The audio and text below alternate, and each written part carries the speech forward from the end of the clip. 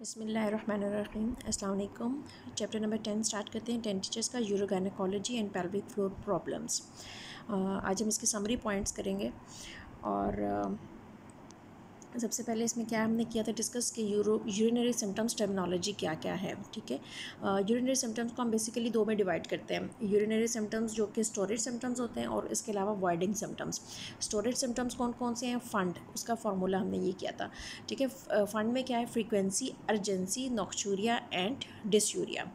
और इनमें से जो फन है नंबर 1 पे फन, इसको इन तीनों सिम्टम्स को कंबाइनली हम क्या कहते हैं? Over active bladder. और ये जो फन है इसके साथ अर्ज इनकॉन्टिनेंस भी हो सकती है और नहीं भी हो सकती। ठीक है, दिस इज़ विद और विदाउट इनकॉन्टिनेंस।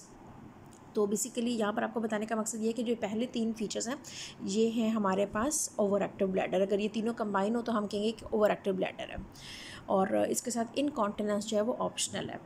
यूरिनरी सिम्टम्स के अंदर बाकी चीज़ें कौन कौन सी, फ्रीक्वेंसी को हम कैसे डिफ़ाइन करेंगे कि पेशेंट कंसीडर्स ही और she voids too often by day, यानी कि डे में उसका एक तो उसकी सब्जेक्टिव फीलिंग है ना कि वो बहुत ऑफनली उसको वॉइड करना पड़ता है। इसके अलावा जो इसकी ऑब्जेक्टिव असेसमेंट है, ऑब्जेक्टिव डेफिनेशन है वो है कि if she voids more than 7 times per day, तो हम कहेंगे कि फ्रीक्वेंसी इसकी ज़्यादा है।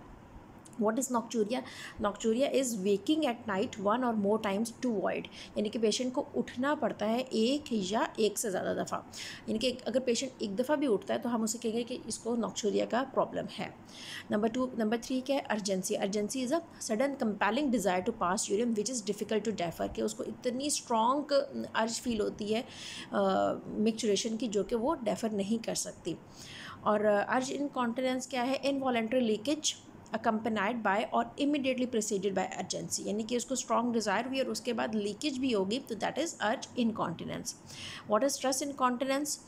Involuntary leakage on effort, exertion, sneezing और coughing, that is stress incontinence, के अगर exertion पे उसकी लीकेज हो जाती है। और व्हाट इज़ नॉक्टर्नल एन्यूरेसिस? तो what is the difference between nocturia and nocturnal enuresis? Nocturnal enuresis ये है कि इसमें लॉस ऑफ यूरिन है ड्यूरिंग स्लीपिंग, यानी कि पेशेंट स्लीप कर रहा है और इसमें बेड वेटिंग हो जाती है। ठीक है, नॉक्चूरिया में तो पेशेंट को वॉशरूम अटेंड करना पड़ता है ना, वॉशरूम जाता है पेशेंट, लेकिन इसमें ड्यूरिंग स्लीप जो है वो मिक्चुरेशन हो जाती है। तो दैट इज़ स्टोरेज सिम्टम्स। और वॉइडिंग सिम्टम्स का क्या फार्मूला है? फायर है, इसमें कुछ वॉइडिंग सिम्टम्स हैं कुछ नहीं भी हैं। तो फायर में क्या है? एस जो है वो 3 है, 3S है। 3S में क्या है? नंबर 1 पे स्लो स्ट्रीम, नंबर 2 पे स्प्लिटिंग और नंबर 3 पे था इसमें हमने किया था स्ट्रेनिंग टू वॉइड। ठीक है, 3 चीज़ें आ जाती हैं। और पी क्या है? पोस्ट मिक्चुरेशन ड्रिबलिंग, जैसे ये टर्मिनल ड्रिबलिंग के साथ है ना, यहाँ पर लिखा हुआ 10 टीचर्स में, तो पी है पोस्ट मिक्चुरेशन ड्रिबलिंग। और एच क्या है? हेजिटेंसी। आई क्या है? इंटरमिटेंसी या फिर इंटरमिटेंट स्ट्रीम। ई क्या है? Incomplete evacuation, emptying of bladder. और आर क्या है? रिटेंशन। ठीक है, अब इसकी डिटेल कर लेते हैं कि स्लो स्ट्रीम क्या है? कि perception of reduced urine volume, कि पेशेंट को फील हो रहा है कि स्ट्रीम जो है वो स्लो है, उसमें वॉल्यूम कम है बेसिकली। और स्प्लिटिंग और स्प्रेइंग क्या है? कि यूरिन जो है वो एक सिंगल फ्लो में नहीं निकल रहा, उसकी स्प्लिटिंग हो रही है और spray it's like a spray. ठीक है, इंटरमिटेंट स्ट्रीम क्या है? Urine flow that stops and starts, intermittently stop कर रहा है फिर स्टार्ट कर रहा है। हेजिटेंसी क्या है? कि difficulty in initiating micturition resulting in a delay in onset of voiding. तो अगर पेशेंट को मिक्चुरेशन स्टार्ट करने में प्रॉब्लम होती है तो इसका मतलब ये है कि हम ये कहेंगे कि उसको हेजिटेंसी है। ठीक है, वो इनिशिएट नहीं कर पाता मिक्चुरेशन को। ड्रिबलिंग हमने कर ली कि prolong final part of micturition, that is dribbling. Okay, relevant functional anatomy क्या है? रेलिवेंट फंक्शनल एनाटमी में एक तो हेल्दी ब्लैडर का फंक्शन क्या है? स्टोर करना और फिर वॉइड करना। इसी वजह से कुछ सिम्टम्स स्टोरेज से रिलेटेड हैं और कुछ सिम्टम्स वॉइडिंग से रिलेटेड है। और इसी स्टोरेज एंड वॉइडिंग को हम क्या कहते हैं? Micturition cycle. Most of the time जो detrusor muscle of the bladder is relaxed allowing the storage of the increasing urine volume with no increase in pressure. ठीक है, तो क्या होता है कि डिट्राउजर मसल कौन सा होता है? जो ब्लैडर वॉल का मसल है उसे हम कहते हैं डिट्राउजर मसल। तो ये ज़्यादातर रिलैक्स रहता है, और रिलैक्स क्यों रहता है? ताकि मैक्सिमम स्टोरेज हो सके। और एक तो ये रिलैक्स रहेगा और इसका प्रेशर भी फिलिंग फेज में, यानी कि जब स्टोरेज हो रही होगी उस टाइम पे रेज नहीं करेगा। एज द ब्लैडर कैपेसिटी, जैसी ब्लैडर कैपेसिटी आएगी, सेंसरी सिग्नल्स जो है ना वो स्ट्रेच रिसेप्टर्स, ब्लैडर के अंदर स्ट्रेच रिसेप्टर्स होते हैं, ब्लैडर वॉल में, और वहाँ से सिग्नल्स जाएंगे कि सेंसेशन होगी कि ब्लैडर जो है ना टोटली फिल हो चुका है। उसके बाद मैकेनिज्म, स्फिंक्टर का मैकेनिज्म क्या है कि उसने तो वो तो गेट है ना, एक क्लोज रहेगा बिल्कुल, उसका प्रेशर भी बहुत ज़्यादा होता है और वो मिक्चुरेशन नहीं होने देगा। तो सबसे पहले तो एक दफ़ा सिग्नल्स जाएंगे कि जी ब्लैडर फिल हो चुका है, अब there is need to voiding या मिक्चुरेट करने की ज़रूरत है। तो उसके बाद क्या होगा कि फिर देखा जाएगा कि क्या सर्कमस्टांसेस हैं वॉइड करने के, वॉशरूम अवेलेबल है या फिर व्हाटएवर जो भी सोशल इश्यूज़ होते हैं। अगर ऐसा नहीं है तो फिर इनहिबिशन आ जाएगी, इनहिबिटरी इफेक्ट्स आएंगे, ठीक है। तो अभी 20 स्फिंक्टर को यही कहा जाएगा कि अभी वॉइड नहीं करना, अभी ओपन नहीं होना, ठीक। तो फिर जहाँ पर प्रॉपर कंडीशंस मिल जाएंगी तो फिर ये इनहिबिशन जो है वो रिमूव हो जाएगी और वॉइडिंग कैन टेक प्लेस। तो इसमें क्या कहा है कि as an adult voluntary delay of micturition, voluntary delay of micturition until socially convenient, ठीक है, is achieved by cortical inhibition of the spinal voiding reflex arc। तो रिफ्लेक्स आर्क कहाँ से बन रहा है? स्पाइन से, ठीक है। और इसकी इस आर्क को कौन इनहिबिट कर रहा है? कॉर्टेक्स, ठीक है ना। ब्रेन से स्टिमुलस आ रही है कि अभी वॉइडिंग नहीं करने, ओके। उसके बाद फिर जब वॉइडिंग स्टार्ट होगी तो क्या होगा? डेट्रोजर मसल कॉन्ट्रैक्ट करेगा और पैल्विक फ्लोर मसल्स और स्फिंक्टर्स रिलैक्स करेंगे। एंड उस जब ब्लैडर एम्प्टिंग हो जाएगी, डेट्रोजर मसल इज़ इनर्वेटेड। अब डेट्रोजर मसल के अंदर कौन से रिसेप्टर्स मौजूद हैं, कौन सी नर्व एंडिंग्स हैं? कोलिनर्जिक मस्कुलिनिक रिसेप्टर्स हैं, ठीक है। और ये किसके होते हैं? पैरासिम्पैथेटिक सिस्टम के होते हैं, कॉजिंग डेट्रोजर मसल कॉन्ट्रैक्शन, उससे डेट्रोजर मसल की कॉन्ट्रैक्शन हो रही है। And the urethral sphincter by noradrenergic neurons of the sympathetic nervous system. और जो स्फिंक्टर है, स्फिंक्टर में कौन से हैं न्यूरॉन्स? सिंपैथेटिक नर्वस सिस्टम के न्यूरॉन्स हैं, नॉर एडिनर्जिक न्यूरॉन्स, ठीक है। तो इन्हीं न्यूरॉन्स की बेस पे इसकी मेडिकेशन है, ठीक है। डेट्रोजर में मस्कुलिनिक रिसेप्टर्स थे, तो जब डेट्रोजर का एक्शन ज़्यादा हो जाएगा तो फिर इन्हीं मस्कुलिनिक रिसेप्टर्स को इनहिबिट करने के लिए हम एंटीकोलिनर्जिक्स देंगे। और इसी तरह से स्फिंक्टर के अंदर कौन से हैं? नॉर एडिनर्जिक न्यूरॉन्स, ठीक है ना। नॉर एडिनर्जिक न्यूरॉन्स क्या करेंगे? सिंपैथेटिक नर्वस सिस्टम के हैं और ये स्फिंक्टर की कॉन्ट्रैक्शन करते हैं। तो इनको मज़ीद इनको एनहांस करने के लिए इनके इफ़ेक्ट को हम इनके लिए एगोनिस्ट देंगे, जो कि मिराबिग्रान है, ठीक है। वो इसके इफ़ेक्ट को एनहांस करती है। और इसी तरह से मसल के लिए जो कोलिनर्जिक हैं, पैरासिम्पैथेटिक, इन्होंने मसल की कॉन्ट्रैक्शन करवानी है ना, तो हम इनको क्या करेंगे? इनको एंटेगोनाइज करने के लिए एंटीकोलिनर्जिक्स देंगे।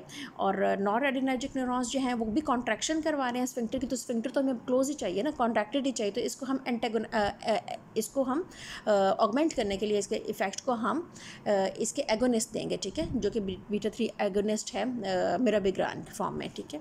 अच्छा, ओके। अब सोमैटिक फाइबर्स भी आते हैं, वो कहाँ से आते हैं? पोडेंडल नर्व से आते हैं, जो वॉलंटरी कॉन्ट्रैक्शन या रिलैक्सेशन करने में हेल्प आउट करते हैं। In women with urethral sphincter mechanism functional system है, जो कि इसमें इंटरनल स्मूथ मसल है और एक्सटर्नल स्ट्राइएटेड मसल्स हैं। The muscles of the pelvic floor और pubourethral ligament supporting the urethra within the abdominal cavity. तो abdominal cavity में यूरिथ्रा को या फिर इस सारे स्फिंक्टर को, बेसिकली यूरिथ्रा जो कि एक स्फिंक्टर एक्शन है, तो इसको कौन कौन सपोर्ट कर रहा है? एक तो लिगामेंट सपोर्ट कर रहा है। कौन सा लिगामेंट है? प्यूबो यूरिथ्रल लिगामेंट है। मसल्स कौन से सपोर्ट कर रहे हैं? मसल्स हैं हमारे पास, जो कि एक तो इसके अपने मसल्स हैं, इंटरनल स्मूथ मसल और एक्सटर्नल स्ट्राइएटेड मसल्स, फिर एब्डोमिनल कैविटी के मसल्स, पेल्विक फ्लोर के मसल्स इसको सपोर्ट कर रहे हैं, स्पेशली पेल्विक फ्लोर के मसल्स। और एक फेशिया भी इसमें आता है जिसको हम कहते हैं प्यूबो सर्वाइकल फेशिया। वो बेसिकली डायरेक्टली इसको सपोर्ट नहीं कर रहा, लेकिन विजाइनल एंटीरियर विजाइनल वॉल को सपोर्ट कर रहा है ना, तो फिर उस वजह से एक इनडायरेक्ट सपोर्ट इसको प्यूबो सर्वाइकल फेशिया की भी है, ओके। ये हम आगे पढ़ेंगे इंशाल्लाह। Increase in abdominal pressure are transmitted equally to the bladder and bladder neck. अगर क्या होगा, जब भी एब्डोमिनल प्रेशर राइज करेगा तो ब्लैडर को और ब्लैडर नेक को ट्रांसमिट करेगा अपना pressure. In the premenopausal women the urethral epithelium has a rich blood supply and contributes to the continence by acting a seal.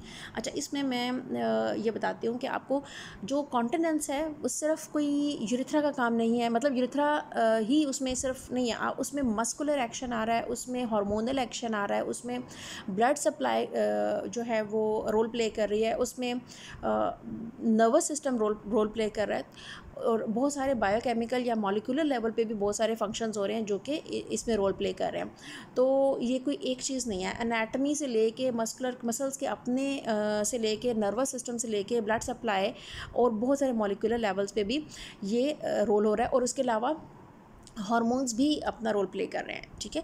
इसी वजह से प्री मेनोपॉजल एज में हार्मोन्स होते हैं, एस्ट्रोजन होता है, प्रोजेस्टेरॉन होता है, तो वहाँ पर स्ट्रेस इनकॉन्टिनेंस का रोल ज़्यादा है। और पोस्ट मेनोपॉजल फेज़ में जहाँ पर हार्मोन्स विड्रॉ हो जाते हैं, वहाँ पर अर्ज इनकॉन्टिनेंस का इंसिडेंस ज़्यादा होता है। ये MCQ भी है आपका, ठीक। और स्ट्रेस इनकॉन्टिनेंस फिर क्या है? स्ट्रेस इनकॉन्टिनेंस एक तो इटसेल्फ स्ट्रेस इनकॉन्टिनेंस को आप कैसे डिफाइन करेंगे कि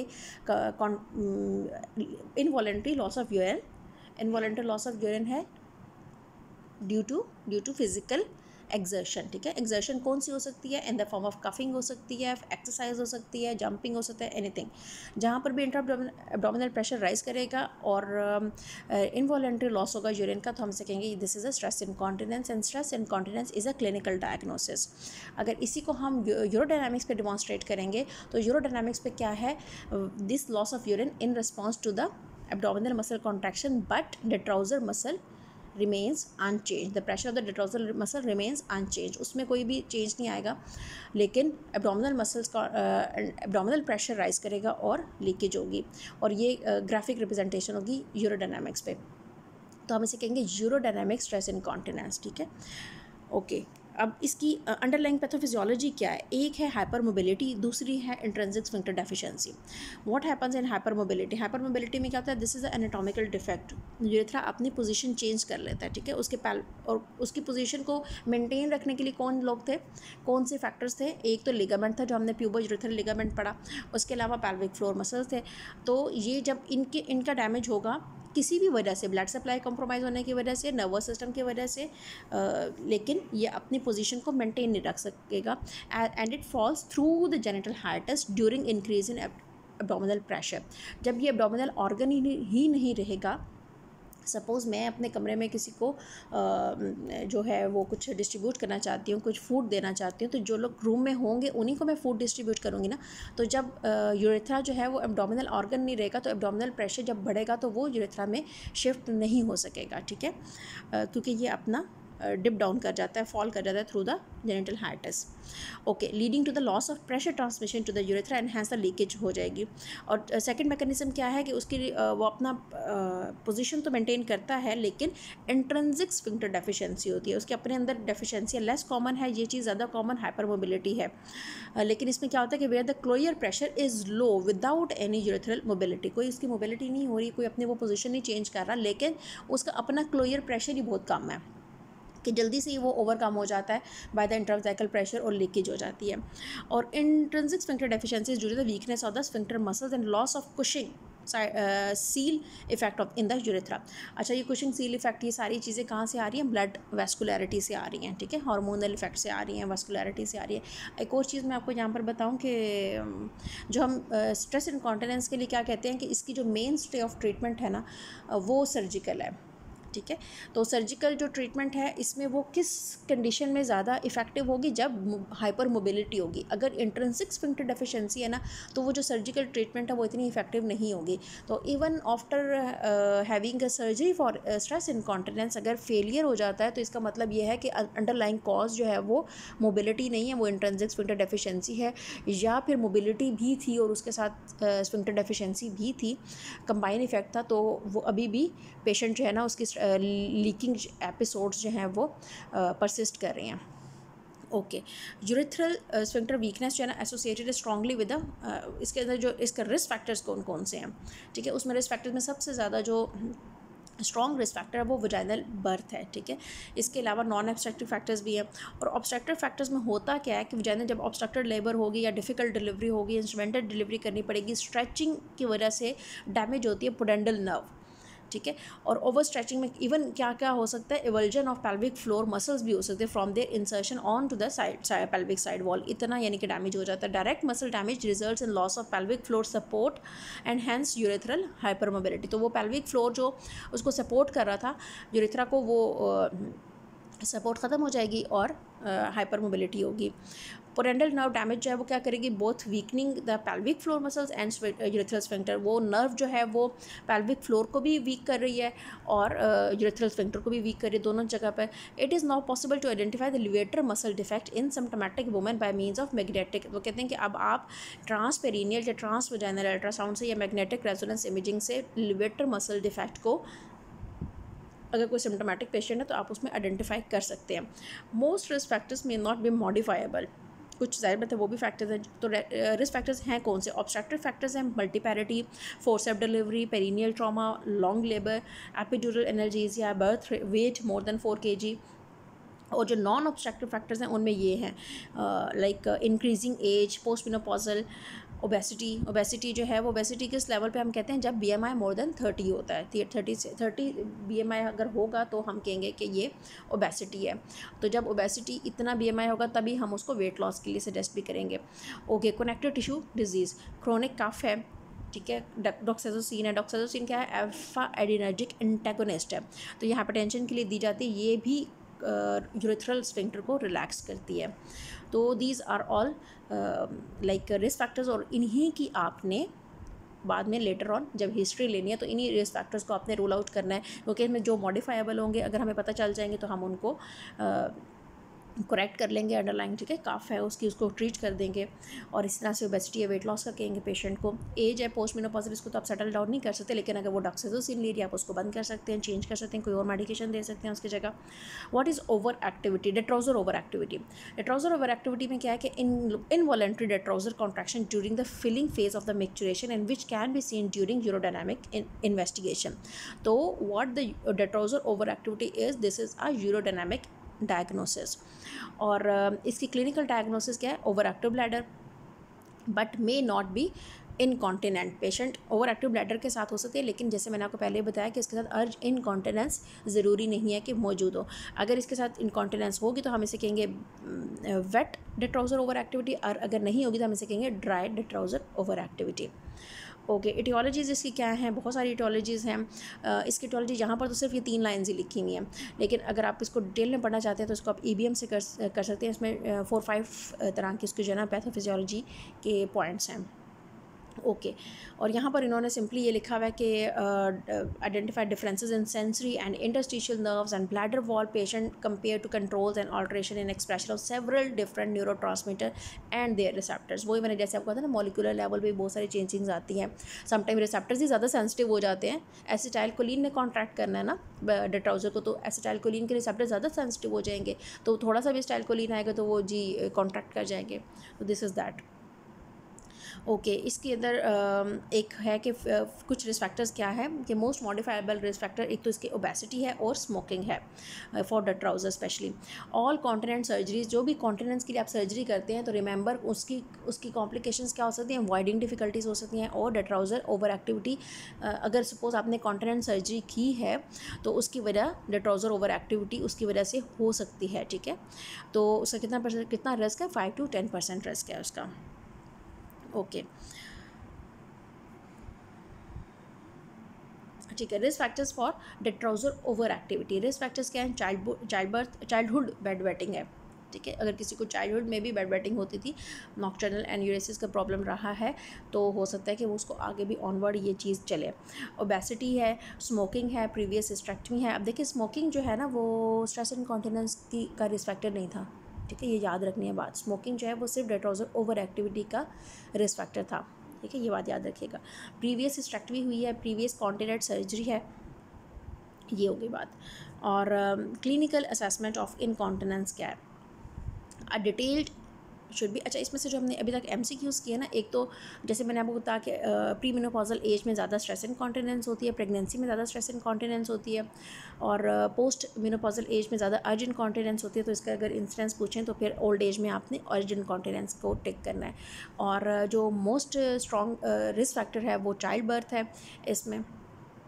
और अदरवाइज़ तो फिर डिपेंड करता है कि आपके पास अभी और आगे हम करेंगे इंशाल्लाह। तो बाकी जो मैंने आपको यूरोडायनामिक वो भी आगे एक और आता है, उसमें कर लेते हैं। चलिए ठीक है। क्लिनिकल असेसमेंट आपने कैसे करनी है? सबसे पहले तो पेशेंट की डेफिनेटली आपने हिस्ट्री लेनी है, उसमें हिस्ट्री में आपने उसके सिम्टम को एलैबोरेट करना है, ठीक है, और उसके जो अंडरलाइंग कॉजेटिव एजेंट्स हैं जो कि उसको जो प्रीडिस्पोजिंग फैक्टर्स हैं उनको आपने देखना है और उसको ट्रीटमेंट के लिए असेस करना है आपने।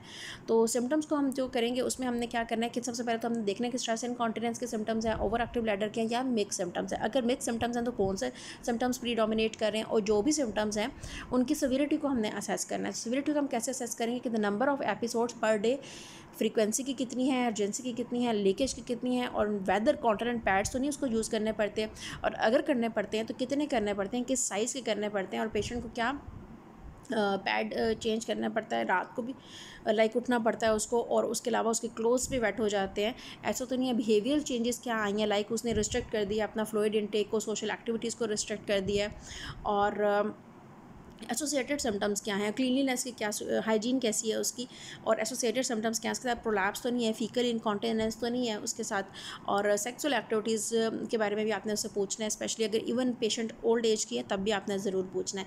मेडिकल हिस्ट्री और सर्जिकल हिस्ट्री बहुत इंपॉर्टेंट है कि पहले उसने कोई कॉन्टिनेंट्स के लिए सर्जरी तो नहीं ली, और मेडिकेशन वो क्या ले रही है, कोई ऐसी मेडिसिन तो नहीं ले रही जैसे डायूरेटिक्स हैं, डॉक्साजोसिन है, या फिर उसको वैसे ही डायबिटीज़ का इशू है, ठीक है, ये सारी चीज़ें। और रेड फ्लैग साइंस कौन से, जहाँ पर आप मेलिग्नेंसी के बारे में सोच सकते हैं कि अगर पेशेंट को हीमेचूरिया है, रेक्टल ब्लीडिंग है, या सिग्निफिकेंट पेन है, तो आपने हीमेचूरिया के बारे में भी सोचना है। फिजिकल एग्जामिनेशन में क्या चीज़ आएगी? फिजिकल एग्जामिनेशन में आपने एक तो जनरल फिजिकल एग्जामिनेशन, जिसमें डेफिनेटली अगर पेशेंट ओबीज है तो उसका BMI इंपॉर्टेंट हो जाएगा। सर्जिकल स्कार्स पहले से अगर कोई हुए हुए हैं, या कोई पेल्विक मैस है, एब्डोमिनल मैस है उसका। और पेल्विक एग्जामिनेशन पे क्या चीज़ इंपॉर्टेंट है कि इनकॉन्टिनेंट वुमेन में should be done in the lithotomy position, right angle same speculum से आपने करना है, और आपने सारी वॉल्स को चेक करना है, स्पेशली फॉर प्रोलैप्स, और विजिबल लीकेज देखनी है कफिंग पे या वल्सल्वा मैनूवर करके, और assessment of patient disability to contract and hold the contraction of her pelvic floor muscle is essential. ऐसे मैं आपको एक बात बताऊँ, आज के बाद आप लोग एक बात तो अपनी रूटीन में शामिल कर लें कि जब भी आपने प्रोलैप्स वाला पेशेंट का जनरल एग्जामिनेशन करना है, या फिर क्योंकि जनरल एग्जामिनेशन रूटीन में हम करते हैं सब पेशेंट्स का ना, तो दो चीज़ें हैं, या तो प्रोलैप्स है या फिर उसको यूरिनरी आप इनकॉन्टिनेंस सस्पेक्ट कर रहे हैं, यानी कि आप सोच रहे हैं कि ये दो चीज़ें ना जिसमें हम पेशेंट को पेल्विक फ्लोर मसल ट्रेनिंग के बारे में बताते हैं। और उसमें आपने क्या करना है, जब आपने एग्जामिनेशन करना है, एक तो आपने टोन असेस कर लेनी है पेशेंट के जो पेरिनियल मसल्स हैं उनकी, कि वो कितना कॉन्ट्रैक्ट करती हैं। उसका ग्रेड 0 से लेके स्टार्ट होता है। ग्रेड 0 मीन्स कि कोई भी उसको आपने उसमें ना 2 फिंगर्स रखने 5 और 7 o'clock पोजीशन पे वजाइना में, इंट्राइटस पे, ठीक है, और फिर आपने पेशेंट को कहना है कि वो कॉन्ट्रैक्ट करें। तो 0 ग्रेड का मतलब है कि कोई उसको कॉन्ट्रैक्शन नहीं है, बिल्कुल भी नहीं कॉन्ट्रैक्ट किया। 1 का मतलब है कि फ्लिकरिंग हुई है। 2 का मतलब है कि उसको वीक कॉन्ट्रैक्शन हुई है। 3 का मतलब ये है कि स्ट्रॉन्ग मॉडरेट कॉन्ट्रैक्शन है। 4 का मतलब ये है कि गुड कॉन्ट्रैक्शन है, और 5 का मतलब ये है कि उसको एक्सीलेंट कॉन्ट्रैक्शन है, उसकी अच्छी कॉन्ट्रैक्शन है, ठीक है। तो 3 तक तो आपको एटलीस्ट उसकी कॉन्ट्रैक्शन विजिबल नहीं होगी। 4 में आपको उसकी कॉन्ट्रैक्शन विजिबल होगी जिसमें लिफ्ट अप होगा, और 3 तक यही है कि 0 में तो आपको बिल्कुल नहीं फील हुआ ना, जहाँ पर फ्लिकरिंग आई है हल्की सी आपको फ्लिकर फील हुआ, और 1 में आपको अपने फिंगर्स पे जो है ना वो वीक कॉन्ट्रैक्शन आपको लगा कि इसने मसल्स जो है ना वो कॉन्ट्रैक्ट हुए हैं। और इसी तरह से 2 में जहाँ पर हमारे पास वीक कॉन्ट्रैक्शन आ रही है, वो आपको मैंने बताया कि वीक कॉन्ट्रैक्शन आपको फील होगी, लेकिन जो विजिबल कॉन्ट्रैक्शन नहीं होगी। 4 में क्या होगा कि आपको बाकायदा फील होगा कि पेशेंट ने जो है गुड कॉन्ट्रैक्शन है और इन ड्राइंग ऑफ पेरिनियम है, ठीक है। और 5 में क्या है कि एक्सीलेंट कॉन्ट्रैक्शन है, ठीक है। इस तरह से इसके ग्रेड्स हैं वो याद कर लें, और ये आपने हर पेशेंट में असेस करना है। एक तो ये असेस करना है, दूसरा नंबर 2 पे क्या चीज़ है जो मैं एक्चुअल जो आपको बात बताना चाहती थी, वो मैं ये बताना चाहती थी कि आपने उसे कहना है जो आपने रूटीन में उसको पेल्विक फ्लोर मसल ट्रेनिंग बाद में मैनेजमेंट के टाइम पे देनी है ना, तो ये आपने करके देख लेना है उस टाइम पे कि पेल्विक फ्लोर आप उसे कह रहे हैं कॉन्ट्रैक्ट करें, तो फिर देखेंगे कितना वो कॉन्ट्रैक्ट कर पाती है, और फिर उसको होल्ड करने का वहीं पर ही आपने बता देना कि कैसे होल्ड करना है इसको, और फिर आपने देखना है कि वाकई पेशेंट इतना होल्ड करती है, ये अच्छी यानी कि पेल्विक मसल ट्रेनिंग कर सकेगी या नहीं कर सकेगी बाद में। तो ये चीज़ है इंपॉर्टेंट। ओके, नेक्स्ट क्या था हमारे पास कि पेशेंट से हमने पूछना है इन्वेस्टिगेशंस क्या आ जाएंगे हमारे पास। इन्वेस्टिगेशंस में है कि सबसे पहले तो हम क्या करते हैं इसकी इन्वेस्टिगेशंस में कुछ बेसलाइन इन्वेस्टिगेशंस हैं जिसमें हमारी मिड स्ट्रीम यूरिन आ जाता है। नंबर 2 पे हमारे आ जाता है नंबर 2 पे क्या हम ब्लैडर डायरी करते हैं जो कि हम 3 दिन के लिए देते हैं पेशेंट को, और उसमें रिकॉर्ड रखते हैं amount, type and frequency of drinks का, and to record timing and frequency of volume voids, ठीक है, और साथ में लीकेज एपिसोड्स भी देख लेते हैं। और नंबर 3 पे क्या है, पैड टेस्ट है, ठीक है। और फिर जो स्पेसिफिक इन्वेस्टिगेशंस हैं उसमें हमारे पास आ जाता है, चलिए मैं आपको चार्ट दिखा देती हूँ एक दफ़ा जी। ये देखिए ये बेसलाइन इन्वेस्टिगेशंस हैं, ये ABM से चार्ट मैंने लिया था, आप लोगों के क्लोज ग्रुप में मौजूद है। Mid stream urine specimen frequency volume chart या फिर पैड टेस्ट, ये जो फ्रीक्वेंसी वॉल्यूम चार्ट है इसी को हम ब्लैडर डायरी भी कहते हैं। और स्पेशल इन्वेस्टिगेशंस क्या हैं कि यूरोफ्लोमेट्री करेंगे और सब्ट्रैक्टेड सिस्टोमेट्री करेंगे, वीडियो यूरोडायनामिक्स करेंगे, एम्बुलेटरी यूरोडायनामिक्स करेंगे, और हम इसमें क्या करेंगे, यूरेथ्रल प्रेशर प्रोफाइलोमेट्री और leak point pressures, neurophysiological studies में क्या आते हैं, इलेक्ट्रोमायोग्राफी आती है, और इसके अलावा एक और चीज़ है नर्व कंडक्शन स्टडीज़, ठीक है, और फिर रेडियोलॉजिकल इमेजेस हैं, और अल्ट्रासोनोग्राफी है, और एंडोस्कोपी है, ठीक है। ये इसके इन्वेस्टिगेशंस हैं। इसमें यूरोफ्लोमेट्री अभी यहाँ पर बहुत ज़्यादा शायद डिटेल में नहीं मिलेगा आपको, लेकिन वैसे मैं आपको बता दूँ थोड़ा सा ब्रीफ इसके बारे में कि मिड स्ट्रीम यूरिन तो स्पेसिमेन वो है कि जो हमने करना है जहाँ पर सिम्टोमेटिक इन्फेक्शन होगी, सॉरी ये तो एक तो आपने मिड स्ट्रीम यूरिन कर लिया ना, इसके अंदर भी कुछ चीज़ें हैं डिटेल में आपको वो भी बता देती हूँ। और फ्रीक्वेंसी वॉल्यूम चार्ट तो ब्लैडर डायरी जो हम 3 दिन के लिए देंगे, और पैड टेस्ट वो है कि जो 1 आवर का पैड टेस्ट भी होता है या फिर आप उसको घर भी भेज देते हैं, 24 आवर्स का पैड टेस्ट भी होता है, ठीक है। इसमें प्री वेट पैड होते हैं जो कि पेशेंट अगर लीकेज होती है तो फिर उसमें आप उसके बाद दोबारा उसका 1 आवर के बाद या फिर 24 आवर्स के बाद आप उसको चेक कर लेंगे, और अगर 2 ग्राम से ज़्यादा उसका वेट गेन हुआ है पैड का तो इसका मतलब है कि ये सिग्निफिकेंट है, ठीक है। यूरोफ्लोमेट्री क्या है, जिसमें आप सिर्फ यूरिन फ्लो पर सेकंड आप चेक करते हैं, ठीक है, दैट इज़ यूरोफ्लोमेट्री। ये एक स्पेशली डिज़ाइन कमोड टाइप है डिवाइस जिसके ऊपर पेशेंट जो है वो बैठ के यूरिन पास करता है, और फिर उसके ऊपर से उसका फ़्लो जो है ना वो पर सेकंड मेजर होता है, और इसके ऊपर एक बेल शेप कर्व बनता है। तो यूरोफ्लोमेट्री का कर्व नॉर्मल किस तरह का होता है, बेल शेप होता है, ये भी एक MCQ आता है। और सब्ट्रैक्टेड सिस्टोमेट्री इसके बाद होती है जो हम रूटीन की सब्ट्रैक्टेड सिस्टोमेट्री करते हैं, जिसमें हम चैनल्स पास करते हैं ब्लैडर में और लाइक रेक्टम में, ठीक है, और उससे ब्लैडर और इंट्रासाइकल प्रेशर मेजर करते हैं, और फिर रेक्टम से इंट्राअब्डोमिनल प्रेशर मेजर करते हैं, और फिर ब्लैडर में एक और चैनल हम पास करते हैं जिससे हम ब्लैडर को फिलअप करते हैं। और उसके बाद फिर उसकी जो ग्राफिक प्रेजेंटेशन होती है, तो ग्राफ कैसा बनता है, ग्राफ बनता है जिसमें एक फिलिंग फेज़ होती है जिसमें आप फिलअप करते चले जाते हैं, और फिर एक वॉइडिंग फेज़ होती है जिसमें बाद में पेशेंट जो है ना मिक्चुरेट करता है। तो जो फिलिंग फेज़ होती है उसके अंदर हम पेशेंट को ये कहते हैं कि जब फर्स्ट डिज़ायर आएगी उसमें हमने फिलअप कैसे करना है, 25 से 100 ml पर मिनट हमने उसको फिलअप करना है। बहुत फास्ट फिलिंग भी नहीं होगी, बहुत स्लो फिलिंग भी नहीं होगी। तो उसमें हम पेशेंट को बताएंगे जब उसको फर्स्ट डिज़ायर आती है अवॉइड करने के लिए, तो वो हमें बताएगी पेशेंट, वो हम उसको नोटिफाई उस पर मार्क कर देंगे कि यहाँ फर्स्ट डिज़ायर थी। और जब उसको स्ट्रॉन्ग डिज़ायर आएगी तो भी हम उसको मार्क कर देंगे यहाँ पेशेंट को स्ट्रॉन्ग डिज़ायर आएगी। और जब वो स्ट्रॉन्ग डिज़ायर परसिस्ट करेगी और पेशेंट के लिए डिफ़िकल्ट होगा उसको कंट्रोल करना, तो फिर हम उसको मार्क कर देंगे कि यही इसकी मैक्सिमम कैपेसिटी थी और यहाँ पर हमने फिलिंग स्टॉप कर दिया। अब हम पेशेंट को अलाउ करेंगे कि वो वॉइड करे, बल्कि वॉइड क्या करे उससे पहले हम उसको एक दफ़ा उसके प्रोवोकेटिव टेस्ट करेंगे। प्रोवोकेटिव टेस्ट का मतलब कि उसको हम जो फैक्टर्स हैं जिनकी वजह से उसको लीकेज हो सकती है, लाइक उसे कफ करने का कहेंगे, उसको हैंड वॉश करने का कहेंगे, उसको रनिंग वाटर की आवाज़ सुनाएंगे, टैप, मतलब ये जो चीज़ें हैं इन, ताकि पता चले कि इनके साथ उसको लीकेज होती है या नहीं होती। उसके बाद फिर पेशेंट वॉइड करेगा और फिर वॉइडिंग का पूरा एक ग्राफ आएगा आपके पास, ठीक है। तो ये होती है सब्ट्रैक्टेड सिस्टोमेट्री। सब्ट्रैक्टेड इसे क्यों कहते हैं, क्योंकि इसमें हम वेसिकल में से एब्डोमिनल प्रेशर को माइनस करते हैं तो हमारे पास डेट्राउजर प्रेशर आ जाता है, इसलिए सब्ट्रैक्शन हो रही है यहाँ पर, इसलिए हम कहते हैं सब्ट्रैक्टेड सिस्टोमेट्री। और यही सिस्टोमेट्री जो है ना, अगर इसके साथ जो फिलिंग हम कर रहे हैं ना, फिलिंग हम कर रहे होते हैं नॉर्मल स्लाइन से, अगर यही जो कि रूम टेम्परेचर पे नॉर्मल स्लाइन है, अगर यही हम फिलिंग करेंगे विद किसी डाई के साथ जिससे हमारे पास रेडियोग्राफ भी आ जाएगा हमारे पास, तो हम इसे कहेंगे वीडियो सिस्टो वीडियो यूरोडायनामिक्स, ठीक है, जिससे हम ग्राफिक प्रेजेंटेशन भी ले सकते हैं। उससे हमें कुछ मज़ीद एनाटॉमिकल डिफेक्ट्स का भी पता चल जाता है, लाइक डायवर्टिकुलाज हैं, तो उसकी बहुत सारी इंडिकेशंस और भी हैं।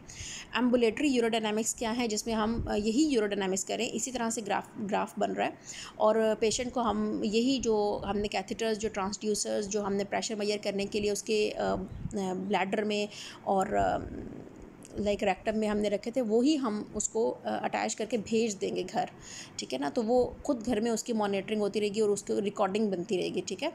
तो ये वो चीज़ है, और साथ हम उसको इवेंट मार्कर भी देंगे कि जहाँ पर उसको कोई इवेंट होता है, कोई लीकेज होती है, कोई भी अर्जेंसी उसको होती है, तो वो वहाँ पर मार्क कर देगी कि ये मुझे यहाँ पर प्रॉब्लम हुआ था। तो इसे हम कहते हैं एम्बुलेटरी। ये वो उन लोगों के लिए करते हैं जिनका रूटीन की यूरोडायनामिक्स, जो लैब यूरोडायनामिक्स है, जो वो अगर नहीं पेशेंट को सिम्टम्स हैं लेकिन लैब पे नहीं आते, तो हम उसको ये एम्बुलेटरी ऑफ़र करेंगे। यूरेथ्रल प्रेशर प्रोफाइलोमेट्री क्या है कि इसमें हम यूरेथ्रा का प्रेशर भी मेजर करते हैं। बाकी न्यूरोफिजियोलॉजिकल मैंने आपको बता दिया कि जिसमें इलेक्ट्रोमायोग्राफी होती है और नर्व कंडक्शन स्टडी हम करते हैं। रेडियोलॉजिकल इमेजिंग क्या है, जिसमें हम एक्सरे कर रहे हैं, सीटी कर रहे हैं, एमआरआई कर रहे हैं। और अल्ट्रासोनोग्राफी क्या है, जो हम अल्ट्रासाउंड करते हैं। और एंडोस्कोपी क्या है, जिसमें हम सिस्टो यूरेथ्रोस्कोपी कर रहे हैं या सिस्टोस्कोपी कर रहे हैं। ओके, ये कुछ इन्वेस्टिगेशंस होगी जो मैंने आपको डिटेल में बता दिया। अब नेक्स्ट क्या है हमारे पास कि हमने ब्लैडर डायरी जो है ना उसको देनी है 3 डेज़ के लिए, ठीक है। उसमें मैंने आपको बताया वो, चलिए डायरी मैं आपको ना आगे बताती हूँ, आगे जहाँ पर डायरी बनी भी हुई है। और ये हमारे पास पैड टेस्ट है जो मैंने आपको बताया था कि हम 1 आवर के लिए देंगे या 24 आवर्स एट होम देंगे, ठीक है। उसका चेंज इन वेट जो है ना वो हम मेजर करेंगे, और उसमें कुछ जगहों पे 1 ग्राम से ज़्यादा लिखा हुआ है और EBM में 2 ग्राम से ज़्यादा लिखा हुआ है कि अगर चेंज इन वेट उसका पैड का 2 ग्राम से ज़्यादा तो वो सिग्निफिकेंट है, ठीक है। पेल्विक और रीनल अल्ट्रासाउंड करेंगे। पेल्विक पेन है पेशेंट को या हिमेचूरिया ब्लैडर पेन है तो हम अल्ट्रासाउंड कर लेंगे। और उसके अलावा हम जब ये सारी चीज़ें हिस्ट्री, एग्जामिनेशन और इन्वेस्टिगेशंस कंप्लीट कर लेंगे तो हम एक MDT कॉल करेंगे, जिसमें गायनेकोलॉजिस्ट इन्वॉल्व होगा, यूरोलॉजिस्ट होगा, कॉन्टिनेंट्स नर्स होगी, फिजियोथेरापिस्ट होगा, और फिर हम डिस्कस करेंगे इस पेशेंट की मैनेजमेंट उनके साथ। ओके, नेक्स्ट क्या, this is the bladder diary. Bladder diary में क्या क्या चीज़ें होती हैं, एक तो ऊपर डेट है, जैसे फिर आपने गॉट अप टाइम उस पर लिखना है, वेंट टू बेड टाइम लिखना है आपने, कि कब पेशेंट सो गया। फिर आपने टाइम वैसे 1 और आवर के साथ जो है ना वो एक साइड पे कॉलम बना लेना है। उसके बाद फिर जो ड्रिंक्स लिए हैं, कौन सा टाइप का ड्रिंक था और कितनी अमाउंट का ड्रिंक था, वो आपने नेक्स्ट कॉलम में लिखना है, और कितने बजे लिया वो तो फिर उसके साथ आप मेंशन कर देंगे patient. Volume of urine past, कितना वॉल्यूम उसने पास किया, कितने बजे, 7 बजे जैसे उसने 400 वॉल्यूम पास किया था, 9 बजे उसने 200 वॉल्यूम पास किया था। तो उसके बाद नेक्स्ट क्या था, यहाँ से हमें मैक्सिमम कैपेसिटी पता चल जाएगी ना। देखिए ना, 400 पास किया, 200, 100, 250, 100, इसका मतलब क्या है कि उसकी मैक्सिमम कैपेसिटी कितनी है, 400। उसने मैक्सिमम जो होल्ड किया है यूरिन वो 400 ही होल्ड किया है। ओके, नेक्स्ट क्या है कि each time you leak circle करेंगे कि क्या ऑलमोस्ट ड्राई था, डैम था, वेट था या सोक था, ठीक है। और फिर ईच टाइम जब भी उसने लीकेज हुई है तो अगर उसको अर्जेंसी फील हुई है या नहीं हुई थी अर्जेंसी फील, ठीक है। अगर हुई है तो फिर वो माइल्ड थी, मॉडरेट थी या सेवियर थी। ये नीचे उन्होंने इसकी डिटेल भी बताई हुई है। दिस वन, ये थोड़ा सा वैसे इसको पढ़ लें कि क्या कैसे करना है। और अर्जेंसी जो है ना कि नन मींस कि नो अर्जेंसी। माइल्ड के अवेयरनेस थी अर्जेंसी की लेकिन इजीली टॉलरेबल थी। मॉडरेट क्या है कि enough urgency, discomfort and it interferes with the usual activities. और सवियर क्या है, extreme urgency, discomfort that abruptly stops all activities. इसकी कुछ स्कोरिंग EBM में भी दी हुई है, उसका एक पेज है, वो भी कर लीजिएगा आप। ओके, नेक्स्ट क्या है हमारे पास, ट्रीटमेंट क्या हमने इनकॉन्टिनेंस के लिए करनी है। तो conservative treatment and the role of urodynamic assessment क्या है हमारे पास कि यूरोलॉजिस्ट हम मेन जो फर्स्ट हमारा है हमने उसको यूरोडायनामिक कंजर्वेटिव ऑप्शन जो है ना वो देनी है ट्रीटमेंट के लिए। उसमें हम क्या करेंगे, ये देखें, यूरिनरी सिम्टम्स हैं पेशेंट को, आपने हिस्ट्री ली, उसका यूरिन एनालिसिस किया, आपने इन्वेस्टिगेशंस करवाई उसकी जो जो आपको रिक्वायर्ड थी, पैड टेस्ट जो भी आपको चाहिए था। उसके बाद जो फाइनल आपकी डायग्नोसिस बनी कि ये स्ट्रेस इनकॉन्टिनेंस है या ये ओवर एक्टिव ब्लैडर है। अगर तो ये स्ट्रेस इनकॉन्टिनेंस है तो हम उसे क्या ऑफ़र करेंगे, pelvic floor muscle training offer करेंगे। और उसके बाद फिर अगर उस पेल्विक फ्लो मसल ट्रेनिंग हम कितनी देंगे, 8 कॉन्ट्रैक्शंस उसे कहेंगे कि 8 दफ़ा उसने कॉन्ट्रैक्ट करना है पेरिडियम को।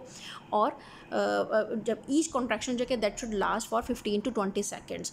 और दिन में कितनी दफ़ा करना है, 3 दफ़ा, यानी कि 8 कॉन्ट्रैक्शंस TDS उसने करनी है। और उसके बाद फिर हम अगर वो और कितने अरसे के लिए करनी है, 3 मंथ्स के लिए करनी है। ठीक है। और अगर इसका इफ़ेक्ट नहीं आता तो हम उसकी क्या करेंगे, अगर तो ये प्योर स्ट्रेस इनकॉन्टिनेंस है, यहाँ पर इन्होंने नेक्स्ट स्टेप का यूरोडायनामिक्स करें, यूरोडायनामिक्स नहीं करनी, हमने उसकी सर्जरी करनी है, ठीक है। अगर प्राइमरी सर्जरी फेल हो जाती है तो हम यूरोडायनामिक्स की तरफ जाएंगे। लेकिन नेक्स्ट पॉइंट ये है कि अगर आपको कहीं पर भी सस्पिशन है कि डेट्रोजर ओवर एक्टिविटी है या मिक्स सिम्टम्स हैं तो फिर आप पहले यूरोडायनामिक्स कर लें, ठीक है। और सर्जरी में क्या ऑप्शंस हैं हमारे पास, टीवीटी है या जिसे हम ट्रांसवेजाइनल टेप कहते हैं, टेंशन फ्री वजाइनल टेप कहते हैं, ट्रांसवेजाइनल नहीं, टेंशन फ्री वजाइनल टेप, और कॉल्पो सस्पेंशन है, ठीक। नेक्स्ट क्या है, overactive bladder. Over active bladder में क्या है हमारे पास जी, ओवर एक्टिव ब्लैडर में हमारे पास क्या है कि हमने उसको सबसे पहले ब्लैडर ट्रेनिंग का कहना है, जो कि 6 वीक्स के लिए हम उसे ब्लैडर ट्रेनिंग का कहेंगे। और अगर उसे फ़र्क नहीं पड़ेगा तो फिर हम एंटीकोलिनर्जिक्स देंगे, जिसमें फर्स्ट लाइन हमारे पास ऑक्सीब्यूटाइनिन होती है, इमीडिएट रिलीज, और सेकेंड लाइन मिराबिग्रान होती है। और अगर इनसे फ़र्क फार्माकोलॉजी से नहीं पड़ेगा तो फिर हम उसकी यूरोडायनामिक्स करेंगे। और उसके बाद इसमें सर्जिकल ऑप्शंस क्या हैं, या तो हम बोचुलिनम टॉक्सिन का इंजेक्शन देंगे या फिर हम सैक्रल न्यूरो मॉड्यूलेशन करेंगे उसकी, ठीक है। तो आगे बढ़ते हैं। ओके, यहाँ पर उन्होंने क्या बताया कि फर्स्ट लाइन ट्रीटमेंट जो है ना वो चॉइस अच्छा, ये मैंने आपको बताया स्ट्रेस में, इनकॉन्टिनेंस में आपने कैसे करना है और ओवर एक्टिव में कैसे करना है। अगर ये होती हमारे पास मिक्स्ड इनकॉन्टिनेंस, ठीक है, तो फिर हम पेल्विक फ्लोर मसल ट्रेनिंग उसमें भी हमारी फर्स्ट लाइन ही होती है, ठीक है। ये भी आपने याद रखनी है बात। For these reasons the first line treatment of choice. दूसरी बात ये भी उसमें हो सकती है कि आप ये देख लें कि प्री डोमिनेट किस चीज़ के सिम्टम्स कर रहे हैं, तो उसके अकॉर्डिंग भी आप करेंगे, लेकिन उसमें आप पेल्विक फ्लोर ज़रूर देंगे। For these reasons the first line treatment of choice for many women incontinence के लिए क्या है, वही कंजर्वेटिव मैनेजमेंट्स हैं। और जो फ्लूइड बैलेंस की आपने बात करनी है, हम पेशेंट को कहेंगे कि वो अपना जो फ्लूइड को रिस्ट्रिक्ट करे, कितना 1.5 से 2.5 लीटर, बहुत ज़्यादा भी रिस्ट्रिक्ट नहीं कर देना। लाइफस्टाइल मॉडिफिकेशंस में ये चीज़ें आएंगी कि वो अपना फ्लूइड जो है वो 1.5 से 2.5 लीटर के दरमियान ले, और कैफिनेटेड ड्रिंक्स को अवॉइड करे, ज़्यादा स्वीट ड्रिंक्स को अवॉइड करे, और जो कार्बोनेटेड ड्रिंक्स हैं उनको अवॉइड करे। तो ये चीज़ें इसमें आ जाती हैं। एलिमेंट्स क्या है हमारे इसके अंदर, क्या हमने एडवाइस करना है about fluid balance, reduction of caffeine intake and bladder retraining and pelvic floor muscle exercises. ये ऑल ओवर है, ये ओवरऑल है हमारा कि कंजर्वेटिव ट्रीटमेंट ऑप्शंस कौन कौन सी हैं। अब आ जाते हैं पेल्विक फ्लोर मसल एक्सरसाइजेस, ठीक। इसमें इसका वो कहते हैं कि एक तो आप उसको ना विदाउट कंफर्मेशन बाय डायरेक्ट, अगर डायरेक्ट एग्जामिनेशन करें कि जो पेशेंट पेल्विक फ्लोर को कॉन्ट्रैक्ट करता है तो आप उसको देखें कि सही कर रहा है या नहीं कर रहा। अगर आप नहीं करते तो इसका 40% जो वुमेन है ना वो सही तरह से कॉन्ट्रैक्ट कर पाएंगी, ठीक है। तो इसका सक्सेस रेट कितना है, जैसे देना है वो मैंने आपको बता दिया। इसका सक्सेस रेट है कि 50% जो है ना वो क्योर है, और इम्प्रूवमेंट जो है वो कितने में आती है, 75% में। 50% क्योर हो जाती हैं और 75% में सिर्फ इम्प्रूवमेंट आती है, तो अच्छी बात है, ठीक है, इट्स ओके। और pelvic floor exercises work for both stress incontinence and over active bladder, दोनों के लिए फ़ायदेमंद है। और bladder retraining for over active bladder या फिर मिक्स्ड इनकॉन्टिनेंस में हम क्या करेंगे, pelvic floor muscle training is combined with the form of bladder drill और ब्लैडर रीट्रेनिंग। उसमें हम पेल्विक फ्लोर मसल ट्रेनिंग के साथ देंगे ही, लेकिन उसके साथ हम ब्लैडर ड्रिल को या ब्लैडर रीट्रेनिंग को भी कंबाइन करेंगे, ठीक है। और उसमें हम क्या कहेंगे पेशेंट को कि ब्लैडर ड्रिल में री एजुकेट द पेशेंट कि उसने कैसे अपने ब्लैडर को रिपीटेडली वॉइड करना है, और हम उसको ये कहेंगे कि वो आहिस्ता आहिस्ता अपना जो ड्यूरेशन है वो बढ़ाती जाए।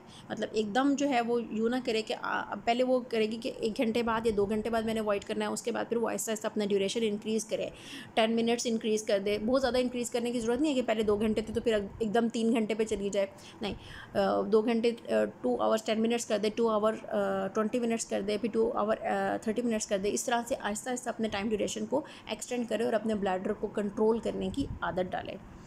ओके, क्या होता है इसमें next, this is all about bladder training. और अगर ओवर वेट है पेशेंट तो उसे कहेंगे डेफिनेटली वो वेट रिड्यूस करने की कोशिश करें। यूरोडायनामिक्स में क्या हम कर रहे हैं, यूरोडायनामिक्स में हम क्या करते हैं, रिप्रोड्यूस करते हैं मिक्सचरेशन साइकिल को, जिसमें जो मिक्सचरेशन साइकिल हमने ऊपर पढ़ा था ना फर्स्ट लाइन में कि micturition cycle is the storage, bladder function is to store and void the urine. तो इसी तरह से उसे हम मिक्सचरेशन साइकिल करते हैं, इसी को हम रिप्रोड्यूस करते हैं। हम खुद से ब्लैडर को फिल करते हैं और पेशेंट को कहते हैं वॉइड करें। And while recording abdominal and bladder pressure and attempting to produce the patient symptoms to provide a diagnosis. और फिर उसके सिम्टम्स को हम कोशिश करते हैं कि हम ऑब्जेक्टिवली उसके सिम्टम्स को देख सकें, ठीक है ना, रिप्रोड्यूस करवाते हैं। कॉमन यूरोडायनामिक डायग्नोसिस क्या है? Detrusor over activity. What is the detrusor over activity? This is the presence of detrusor contraction with और without sensation during filling phase of urodynamics. तो डिट्राउजर कॉन्ट्रैक्शन आती है, इसके साथ सेंसेशन हो भी सकती है, यानी कि अर्जेंसी हो भी सकती है और नहीं भी हो सकती, और ये फिलिंग फेज़ में आ रही है। ठीक है, तो डिट्राउजर ओवर एक्टिविटी लोग पूछते हैं कि किस फेज़ में हम देखते हैं, तो हम फिलिंग फेज़ में देखते हैं। डिट्राउजर ओवर एक्टिविटी इन कॉन्टिनेंस, जो कि वेट होती है, वेट में क्या होगा? लीकेज भी होगी साथ में from the urethra in association with detrusor contraction and increase in bladder pressure. Urodynamic stress incontinence क्या? Leakage from the urethra in association with a rise in abdominal pressure और विदाउट अ डिट्राउजर कॉन्ट्रैक्शन। देखिए, leakage हुई urethra से, जब, कब? In response to the rise in abdominal pressure but without a detrusor contraction. तो this is about. और mixed incontinence क्या है? दोनों तरह की चीज़ें आ सकती हैं, इनकॉन्टिनेंस स्ट्रेस भी और डिट्राउजर भी। अब इसमें जो प्रेशर कैथेटर्स किस तरह से आप इंड्यूस करेंगे?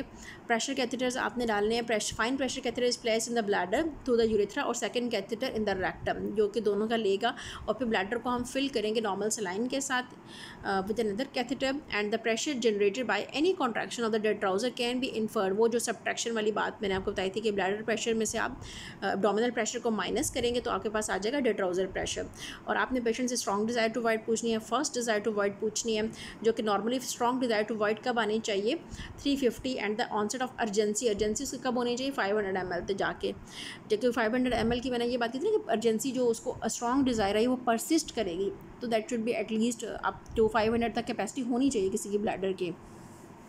लेकिन अराउंड 350 to 500 नॉर्मल है कैपेसिटी। ठीक है, when agency is reported and functional bladder capacity is reach, तो फिलिंग हमने स्टॉप कर देनी, जैसे मैंने आपको बताया। उसके बाद फिर हम प्रोवोकेटिव कुछ एक्शंस करेंगे कि डिट्राउजर कॉन्ट्रैक्शंस को चेक करने के लिए कफिंग कराएंगे पेशेंट को, स्टार जंप कराएंगे, listening to the running water कराएंगे, ताकि पता चले कि इस पर लीकेज होती है या नहीं होती। Before voiding while the pressure catheter remain in place, तो प्रेशर कैथेटर्स उसके साथ है तभी हम उसको वॉइडिंग करने का कह रहे हैं। A urodynamic test will provide evidence of the urethral sphincter weakness. ठीक है, okay, as well as identified normal and abnormal voiding function भी हमें बताएगा। Urodynamic testing is reserve for patients who fail to improve conservative measure with conservative measures. ठीक है ना, तो हमने ये पहले बात की कि हम उनके लिए करेंगे जिनकी कंजर्वेटिव मेजर्स फेल हो गई हैं। फॉर वुमेन जिनकी ओवर एक्टिव ब्लैडर है, ड्रग ट्रीटमेंट बिफोर यूरोडायनामिक हमने लेनी है। ठीक है, ये नहीं है कि हमने ड्रग ट्रीटमेंट से पहले नहीं उसको करना, सिर्फ ब्लैडर रीट्रेनिंग के बाद ही ड्रग ट्रीटमेंट भी दे देनी है। ठीक है, the relationship between the urinary symptoms and urodynamic diagnosis is not strong। तो symptoms और urodynamic के दरमियान जो relationship है is not strong enough। Actually होता क्या है कि symptoms of stress incontinence in isolation is a good predictor of identifying urethral sphincter weakness on urodynamics testing. Overactive bladder क्या है कि are much less reliably associated with evidence of detrusor over activity on testing. Evidence is lacking to show that urodynamic testing improve the outcome of surgery. तो इसका कोई ऐसा benefit नहीं है, इसलिए reliably predict post operative voiding dysfunction और rage of benefit in women with symptoms of stress incontinence alone. For women with mixed incontinence, overactive bladder, it remains a good practice to perform urodynamic before considering second line treatment। ठीक है, after oral medication, ये भी याद रखनी है वही बात। अब मेडिकल ट्रीटमेंट में क्या है कि एंटीकोलिनर्जिक्स, जैसे मैंने आपको बताया कि एंटीकोलिनर्जिक्स जो मेन स्टे ऑफ ट्रीटमेंट है for the detrusor over activity in case of overactive bladder या फिर डिट्राउजर ओवर एक्टिविटी में, क्योंकि ओवर एक्टिव ब्लैडर ही होगा ना। जब हम अभी उसको मेडिकल ट्रीटमेंट दे रहे हैं तो भी हमने डिट्राउजर ओवर एक्टिविटी तो नहीं बनाया, हमने तो ओवर एक्टिव ब्लैडर को ट्रीट करना है। ठीक है, तो डिट्राउजर का मसल का ये वो फार्मूला है कि जो हमने डिट्राउजर का प्रेशर मेजर करना है, वेजाइकल का प्रेशर माइनस एब्डोमिनल प्रेशर। तो ये हमने दो कैथेटर इसमें पास किए हैं। फर्स्ट कैथेटर इसके अंदर है जो ब्लैडर का प्रेशर ले रहा है, और रेड कैथेटर जो है वो रेड कैथेटर शो कर रहा है, ये रेक्टम में है और ये एब्डोमिनल प्रेशर को मेजर करता है। ठीक है, तो हम एब्डोमिनल प्रेशर को थ्रू रेक्टल ही मेजर करते हैं। ओके, ये क्या ग्राफ है? ये ग्राफ है आपके पास। सबसे पहले इस पे नंबर 1 पे क्या चीज़ है जो सबसे लो डाउन है, फर्स्ट लाइन है, उसको चेक करें। ये फिलिंग की लाइन होती है कि हम आहिस्ता आहिस्ता ब्लैडर को फिल कर रहे हैं, इसलिए ये थोड़ा सा अप हो रहा है। और इसमें फर्स्ट डिज़ायर उसको आई, हमने वहाँ पर मार्क लगा दिया। स्ट्रॉन्ग डिज़ायर आई, मार्क लगा दिया। जहाँ अर्जेंसी उसको फील हुई वहाँ पर भी हमने मार्क लगा दिया और फिलिंग को स्टॉप कर दिया हमने वहाँ पर। तो इस थ्रू आउट्स जो है वो उसका डिट्राउजर प्रेशर जो है वो नॉर्मल रहा है, कोई इशू नहीं आया उसमें। रेक्टल प्रेशर जो है वो बढ़ा, यानी कि उसने कफिंग की या फिर कुछ भी किया, उसका रेक्टल प्रेशर बढ़ा, उसके साथ साथ वाइकल प्रेशर भी बढ़ा। और यहाँ पर जब फीलिंग हो गई थी तब जब उसने कफ की तो साथ में लीकेज भी हुई है, ठीक है। तो ये जो लीकेज है ये बेसिकली क्या बता रही है, ये देखें यहाँ पर, दिस इज़ लीकेज। तो ये क्या कब हुई है, जब हम अपना फीलिंग स्टॉप कर चुके हैं। मैंने आपको बताया था ना कि जब हम फीलिंग स्टॉप करेंगे तो हम एक दफ़ा उसको इस तरह के एक्शंस करने का कहेंगे, हम देखेंगे कि उनके साथ लीकेज होती है या नहीं होती। तो दिस इज़ ऑल अबाउट। तो नेक्स्ट क्या है हमारे पास, तो ये ग्राफ किस चीज़ का, स्ट्रेस इनकॉन्टिनेंस का, जिसमें हमने कहा था कि एब्डोमिनल प्रेशर रेज करेगा, लीकेज होगी, लेकिन डिट्राउजर प्रेशर नॉर्मल रहेगा। तो दिस इज़ कि डिट्राउजर प्रेशर बिल्कुल भी नहीं हिला अपनी जगह से और लीकेज हो गई। ये क्या है, ये हो रही है नीचे फिलिंग, ठीक है। फिलिंग हुई, फिलिंग हम कर रहे थे पेशेंट की, और फिलिंग को उसी तरीके से होगा। यहाँ पर उन्होंने कम्प्लीटली नहीं मेंशन किया, लेकिन सेम वही ग्राफ बनेगा। डिट्राउजर में देखें पीक्स आ रही हैं, फेजिक कॉन्ट्रैक्शंस आ रही हैं, पहले कॉन्ट्रैक्शन आई फिर बंद हो गई, फिर कॉन्ट्रैक्शन आई बंद हो गई। तो इसके साथ रेक्टल प्रेशर बिल्कुल नॉर्मल है, लाइन बिल्कुल सीधी है, उसको तो कोई फ़र्क नहीं पड़ा। ब्लैडर प्रेशर बढ़ गया, और ब्लैडर प्रेशर के बढ़ने से क्या हुआ, यूरिन लीक की ये लाइन है। Here the patient opposed the bladder pressure rise by pelvic floor contraction and did not leak. इसका मतलब क्या है कि ये डिट्राउजर ओवर एक्टिविटी है, बट दिस इज़ ड्राई, इसमें लीकिंग नहीं हुई। ओके, ये वो है जहाँ पर हम कह रहे थे कि हमारा नॉर्मल सिम्टम्स बेस्ड हम क्लिनिकल डायग्नोसिस क्या बनाएंगे और यूरोडायनामिक्स क्या बनाएंगे। स्ट्रेस इनकॉन्टिनेंस क्लिनिकल डायग्नोसिस है, और urodynamic stress incontinence urodynamic diagnosis है। और इसी तरह से मिक्स्ड सिम्टम्स क्लिनिकल है, और मिक्स्ड इनकॉन्टिनेंस यूरोडायनामिक है। और इस तरह से ओवर एक्टिव ब्लैडर जो है वो है हमारे पास क्लिनिकल, और डिट्राउजर ओवर एक्टिविटी जो है वो यूरोडायनामिक डायग्नोसिस है। मेडिसिन का ये बॉक्स है, इसको अच्छे तरीके से कर लीजिएगा। इसमें कुछ मेडिसिन हैं लाइक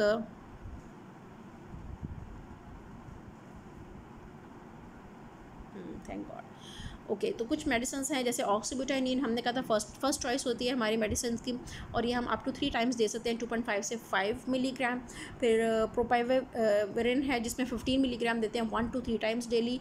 और ट्रोस्पियम और टॉल्टेरोडीन, ये मैंने याद करवाया था कि ट्रोस्पियम टी से ट्रोस्पियम है, टी से 20 है, टी से ट्वाइस डेली देते हैं। टी से टॉल्टेरोडीन है, टी से 2 मिलीग्राम, और टी से ट्वाइस डेली हम देते हैं रूटीन में।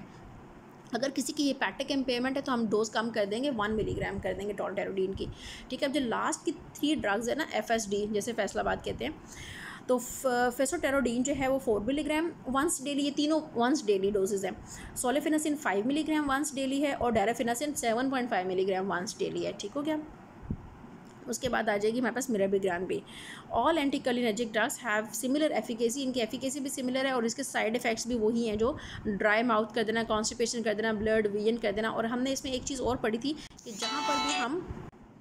जहाँ पर भी हम मेडिकल ट्रीटमेंट देंगे वहाँ पर क्या होगा, उसके बाद ऑनवर्ड्स हमने 4 वीक्स के बाद दोबारा रिव्यू लेना है कि क्या इंप्रूवमेंट हुई है या नहीं हुई। हमने पेल्विक फ्लोर मसल एक्सरसाइजेस कितने अरसे के लिए दी थी, 3 मंथ्स के लिए। मेडिकल ट्रीटमेंट का रिव्यू कब लिया था, 4 मंथ्स के बाद। और ब्लैडर रीट्रेनिंग हमने कितने अरसे के लिए दी थी, 6 वीक्स के लिए। These all are MCQs। अगर उसको साइड इफेक्ट्स आते हैं मेडिसिन के तो हम इससे पहले भी रिव्यू ले सकते हैं, ड्रग चेंज कर सकते हैं, डोज चेंज कर सकते हैं, रूट चेंज कर सकते हैं, ठीक। और मिराबिग्रान मैंने आपको बताया था कि बीटा-3 एडिनर्जिक एगोनिस्ट है, एगोनिस्ट, ठीक है। ये स्फिंक्टर पे एक्ट करता है, और देखा ना, acts upon the sympathetic neurons innervating the bladder to enhance the relaxation of the detrusor. Okay sorry, this is bladder को रिलैक्स कर रहा है यहाँ पर, ठीक है, not the sphincter action. It's acting more on the storage function of the bladder than do anticholinergic medications, ठीक है। तो यहाँ पर क्या है, सॉरी मैंने इस पॉइंट को आप चेंज कर लीजिएगा प्लीज़, कि यहाँ पर मैंने वहाँ पर आपको स्फिंक्टर पे इसका एक्शन बता दिया था। इसका एक्शन स्फिंक्टर पे नहीं, इसका एक्शन जो है वो डिट्राउजर पे ही है, और ये डिट्राउजर को रिलैक्स रख रहा है, ये भी रिलैक्स रख रहा है, वो भी रिलैक्स रख रहा है। लेकिन एंटीकोलिनर्जिक्स जो हैं वो मस्कुलिनिक रिसेप्टर पे एक्ट करके कर रही हैं, और ये किस पे एक्ट कर रही हैं, ये बीटा-3 एडिनर्जिक एगोनिस्ट है, ठीक है। तो ये उसके सिंपैथेटिक न्यूरॉन्स को एगोनाइज कर रहा है, एगोनिस्ट है, उसका एगोनिस्ट है, ठीक है। Okay, in post menopausal women topical vaginal oestrogen for 3 months can provide dramatic improvement in bladder sensation and associated surgery. Okay, तो अगर पोस्ट मेनोपॉजल पेशेंट है तो उसके अंदर आप एस्ट्रोजन भी दे सकते हैं 3 महीने के लिए, उससे भी ब्लैडर की अर्जेंसी और सेंसेशन को फ़र्क पड़ेगा। डुलोक्सिटीन क्या है, डुलोक्सिटीन जो है वो मेडिकल ट्रीटमेंट है फॉर द स्ट्रेस इनकॉन्टिनेंस, ठीक है। और इसका मेन साइड इफ़ेक्ट क्या है कि ये नौजिया करती है, जिसकी वजह से पेशेंट को डिसकंटिन्यू भी करनी पड़ती है। और डुलोक्सिटीन है क्या, ये SNRI है, सेलेक्टिव नॉरएड्रेनालिन रीअपटेक इनहिबिटर है, और ये डिप्रेशन की भी ट्रीटमेंट है, ठीक। सर्जिकल ट्रीटमेंट क्या है, स्ट्रेस इनकॉन्टिनेंस में हम क्या करते हैं, TVT करते हैं और TOT करते हैं। और ठीक है, और नेक्स्ट क्या है, बर्च-कॉर्पो सस्पेंशन, और ये इनके आगे से वो हैं, ओके। तो TVT में हम क्या कर रहे हैं, this one tension free vaginal tape है, ठीक है, और ट्रांस ऑब्चुरेटर टेप है, मिड यूरिथ्रा के लेवल पे करते हैं, ठीक है।